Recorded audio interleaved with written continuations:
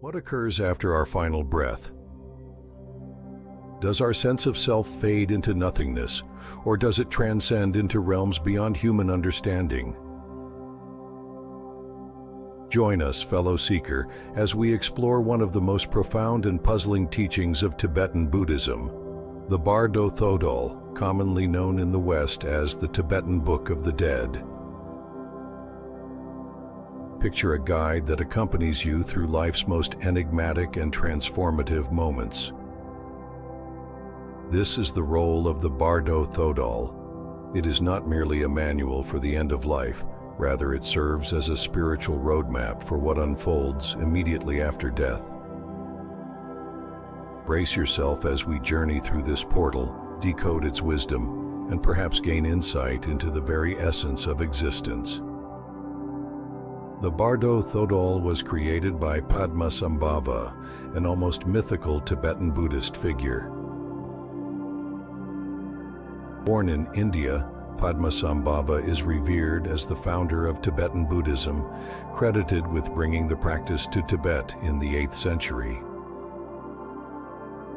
Known as Guru Rinpoche, or Precious Master, Padmasambhava was far more than a monk. He was a deeply enlightened spiritual figure, a yogi who mastered mystical practices and secret teachings. The Bardo Thodol arose from his desire to guide both the living and the departed, offering a path to liberation beyond the final breath. Padmasambhava was recognized from a young age for his extraordinary mystical abilities, earning the title Mahasiddha, meaning one who has attained a high level of spiritual realization. He was invited to Tibet by King Trisong Detsen to spread Buddhism and spiritually unite the people under a common belief. Tibet at the time was a land filled with shamanic practices and animistic beliefs rooted in the indigenous Bon religion. This spiritual diversity created challenges for Buddhism's growth. Upon his arrival, Padmasambhava faced opposition from local spirits and deities of the Bon tradition, which he subdued using tantric rituals and magical knowledge. This integration of Bon elements into Tibetan Buddhism was key to its establishment. Padmasambhava founded the first Tibetan Buddhist monastery, Sami, and began imparting teachings on the mind, reality, and the cycle of samsara, or existence. Tibetan Buddhism teaches that death is not the end, but a transition, an opportunity for spiritual freedom. At the moment of death, the mind enters a special state, free from the distractions of the body, allowing it to access the ultimate truth. Padmasambhava saw this as a crucial moment for liberation, but also recognized that most individuals, upon dying, are overwhelmed by illusions and fears, missing this opportunity. His mission was to create a guide that could be recited for the dying or studied during life to prepare the mind for the bardos. Transitional states after death. In doing so, he hoped to alleviate suffering and open doors to enlightenment, even in the face of uncertainty. He understood that many may not reach enlightenment during their lifetime, but death provided a final chance.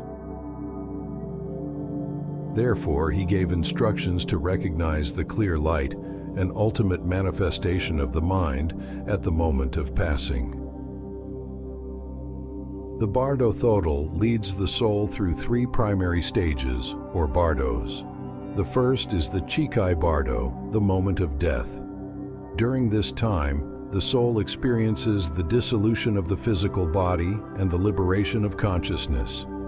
After dissolution, the soul faces the primordial clear light, a vast pure light that symbolizes the true nature of the mind, free from duality, fear, or attachment. This light is seen by some as the higher self, or universal consciousness. For those spiritually advanced, recognizing this light leads to instant liberation. This recognition is not dependent on rituals or beliefs. It is a direct experience of truth where the mind perceives itself without distortion. In this moment, all attachments and karma dissolve. However, for the unprepared, the intensity of the clear light can be frightening, causing the soul to retreat from this opportunity. Those unprepared may interpret the clear light as a threat and move away from it, continuing their journey through the bardos. The next bardo is the Chönyid bardo, the bardo of visions. As Carl Jung suggested, gods and demons are projections of the unconscious, and in the Chönyid bardo, the soul encounters projections of its mind. These projections can manifest as either peaceful or wrathful deities, revealing the soul's deepest emotional and karmic states. The peaceful visions appear first, representing the positive qualities of the soul. These deities may take the form of Buddhas or Bodhisattvas, offering peace and serenity. But for an unprepared mind, they may seem overwhelming or incomprehensible. If the soul fails to recognize the peaceful nature of these visions, it encounters wrathful deities, manifestations of anger, fear, and unaddressed desires. These wrathful forms are not external beings, but expressions of the soul's unresolved emotions. The Chönyid bardo is described as a state where the mind is liberated from the body and can experience heightened psychic clarity. The visions are clear and intense, offering opportunities for growth and enlightenment. Recognizing these visions as projections of the mind allows the soul to dissolve fear and attain liberation. The Bardo Thodol advises the soul to focus on the clear light, a symbol of the mind's true nature, which is the key to ultimate freedom. Recognizing this light allows the soul to transcend the cycle of rebirth. However, most beings struggle to see beyond the vividness of the visions. For this reason, spiritual practitioners are encouraged to train during life to detach from illusions and focus on the nature of the mind. Fear and attachment are barriers to liberation. These strong emotions prevent the soul from recognizing the visions as parts of itself. To break free, the soul must understand that the visions are empty, reflecting only temporary states of its mind. The Chönyid bardo is not punishment, but a revelatory phase, where the soul faces its reflections. It serves to differentiate those ready for liberation from those still bound to samsara, requiring further rebirth. The final stage, the Sidpa bardo, is the moment of rebirth.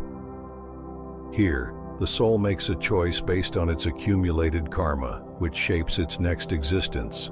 This moment is the culmination of all previous experiences and actions. As the soul enters the Sidpa bardo, its desire for rebirth intensifies. The karmic energies and attachments from past lives influence the soul's choice of its next body. The visions in this bardo are often associated with the creation of new life, representing the soul's inclination to enter a new form. The soul is urged to maintain detachment and clarity to avoid being driven into an undesirable rebirth. If the soul remains lucid, it may transcend the cycle of rebirth and achieve liberation. Recognizing the visions as transient, empty phenomena is key to spiritual progress in this final stage.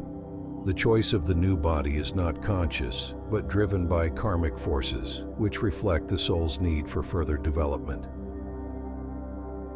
This process embodies the Buddhist belief that each rebirth offers an opportunity for spiritual growth. What do you think? Do you agree with the insights shared, or do you have your thoughts on the afterlife?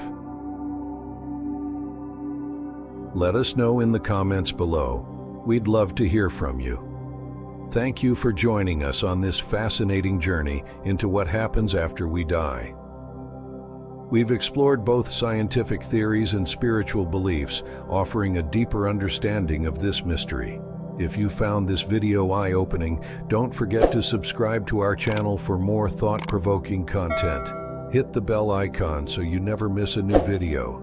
And if you think your friends would be interested in this topic, make sure to share it with them. Until next time, keep exploring the unknown.